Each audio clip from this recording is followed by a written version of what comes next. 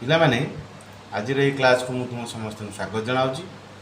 ଆଜି ଆମେ ବିସାଇଡ୍ ଆଉ ବିସାଇଡ୍ସ ଏ ଦୁଇଟି ଶବ୍ଦ ଏହା ମଧ୍ୟରେ ଥିବା ପାର୍ଥକ୍ୟ ଓ ଏହାର ବ୍ୟବହାର ସମ୍ପର୍କରେ ଜାଣିବା। ଆସ ତେବେ ଆମେ କ୍ଲାସ୍ ଷ୍ଟାର୍ଟ କରିବା।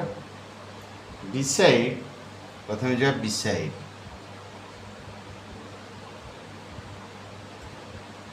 ବିସାଇଡ୍ ବିସାଇଡ୍ ର अर्थ होला पार्श्वरे पार्श्वरे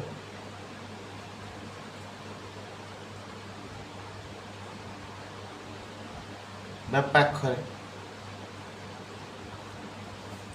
ताको आमे by the side of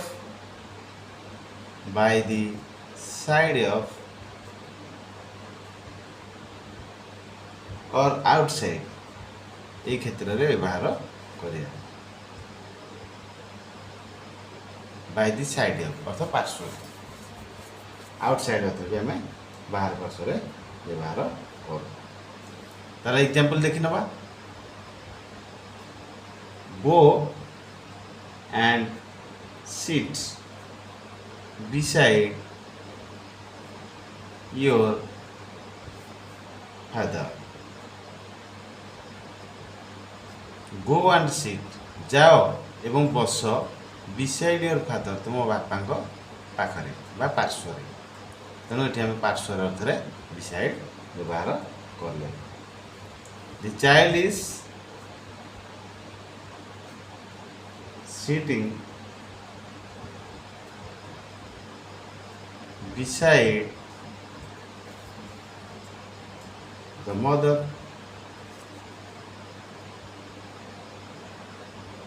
माँकर पार्श्वर पिलाटी बसी, पिलाटी बसी क्योंठी ना माँकर पार्श्वर। तेणु आम पार्श्वर अर्थ बिसाइड की सब व्यवहार करूँ, या मन रख। तापर नेक्स्ट जीवा besides.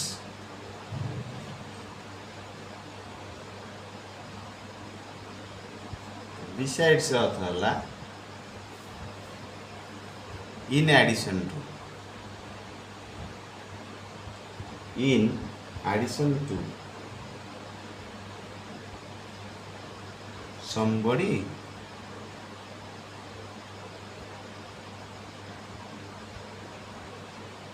or something. in addition to अर्थ व्यतीत। आमे कहूचे आमको दरमा व्यतीत घर भड़ा खाइबा एसबू सुविधा मिले बा मागणा मिले। तेणु यही व्यतीत अर्थ आम बिसाइड की व्यवहार करूँ। इन एडिशन टू छड़ा बा व्यतीत, यह व्यतीत किसी मिले ता व्यतीत आउ अन्य जिनस अधिका मिले। तेणु आम से अर्थ बिसाइड देख व्यवहार देख ना। एग्जाम्पल देख। बिसाइड शीत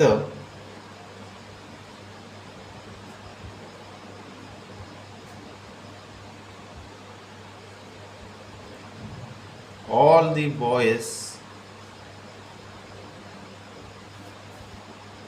went to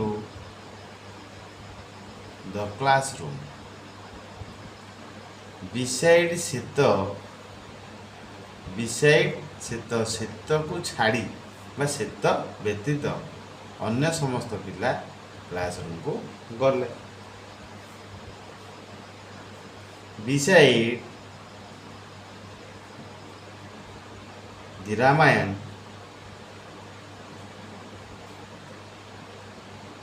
I have read the Gita.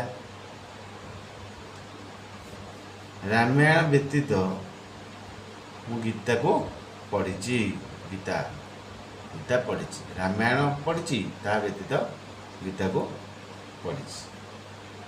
यही अर्थ रे आमे बिसाइड्स को व्यवहार करूँ। व्यतीत अर्थ बिसाइड माने आमे पार्श्वर अर्थ व्यवहार करूँ।